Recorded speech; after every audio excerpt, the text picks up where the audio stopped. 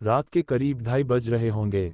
Night shift करने के बाद मैं पैदल ऑफिस से घर की ओर लौट रहा था। वाहन न होने के कारण बीते 1-1.5 साल से महानगर की सूनी बियावान और लंबी सड़कें हमसाया बनकर मेरे साथ चलती हैं।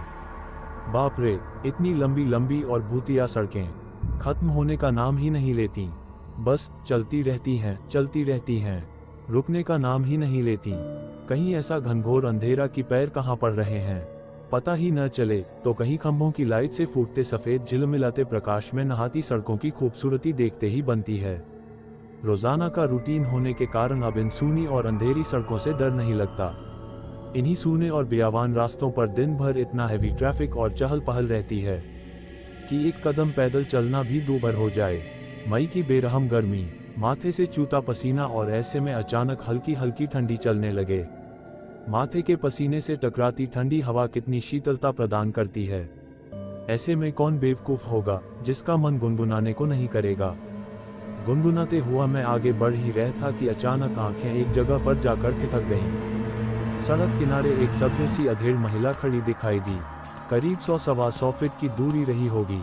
कंधे पर छोटा सा बैग लटका था, वहीं पैरों के पास भी एक ब्रीफकेस जमीन पर रखा दिखाई दिया। सफेद प्रिंट वाली साड़ी से जिस करीने से उसने अपना सिर ढक रखा था, उससे तो वो किसी भले घर की ही गृहिणी ही लग रही थी। लेकिन इतनी रात गए, वो भी शहर के भीतर से गुजरने वाले हाईवे पर, कुछ अजीब सा लगा। हो सकता है मायके या ससुराल वालों ने बस में बिठा दिया हो और किसी कारण बस लेट होने पर महिला को देर रात यहाँ उतरना पड़ा हो। शायद उसका घर यहीं कहीं आसपास ही होगा, या फिर शायद सवारी ऑटो या रिक्शे का इंतजार कर रही हो। लेकिन इतनी रात गए रिक्शा कहाँ मिलेगा? शायद घर का कोई परिजन गाड़ी लेकर आ रहा होगा। शायद सोचते हुए मैं उसके बहुत करीब आ गया। नजरों से नजरें टकराए, मगर वो जरा भी नहीं झेंपी। मेरी आंखों में बराबर देखती रही। भय का नामो निशान तक नहीं, वरना इतनी अंधेरी और सूनी रात में एक अकेली महिला, कम से कम मुझ जैसे मवाली सरीखे इंसान को देखकर तो डर ही जाए। लेकिन वो तो लगातार घूरती रही, चेहरे पर न कोई हाव न कोई भाव। हाँ, होठों पर मुस्कान बराबर जमी रही। मैं ही झेप गया, मुझे ही नजरें हटाना पड़ी, कहीं ऐसी वैसी तो नहीं। फिर एकदम से सिर झटक दिया। होगी कोई, मुझे क्या लेना देना। मैं तेजी से कदम बढ़ाता हुआ अनजान महिला को क्रॉस कर गया। अनजाने डर और शर्म के मारे मैंने फिर पलट कर नहीं देखा। न जाने वो क्या सोच बैठे। चलते चलते मैं दूसरी सड़क पर आ पहुंचा। अब वो सड़क और महिला पूरी तरह से ओझल हो चुकी थी। कहीं कोई भूत तो नहीं थी। थोड़ी देर पहले भला लगने वाला रास्ता अब भयभीत करने लगा था। मैं जल्द अपने घर पहुंच जाना चाहता था। इसी तारतम्य में चाल में गजब की तेजी आ गई और बड़े बड़े डग भरने लगा।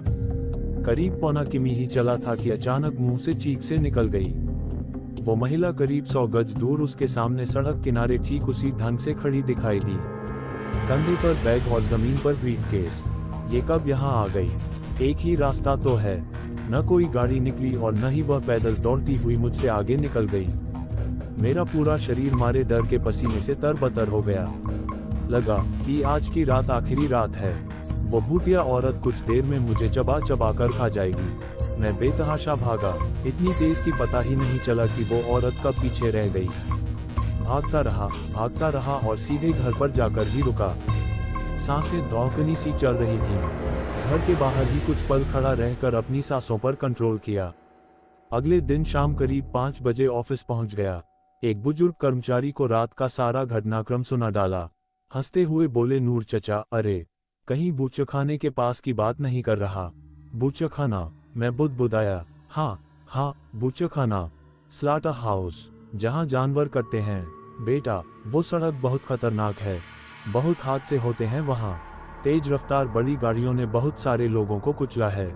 सुना है कि कई साल बस का इंतजार कर रही एक औरत को भी एक ट्रक ने रौंद डाला था। तुझे ही नहीं, बहुत सारे लोगों को दिख चुकी है। लेकिन बेटा, भली औरत की रूह लगती है, कभी किसी को नुकसान नहीं पहुंचाती। मैं हैरान था और परेशान भी। अब कैसे निकलूंगा उस रास्ते से रात में पैदल? और एक आत्मा औरत की रूह से आमना सामना हुआ है मेरा, वो भी भली औरत की रूह। अगर आपको ये कहानी पसंद ऐसा हो तो हमारे चैनल को सब्सक्राइब करें।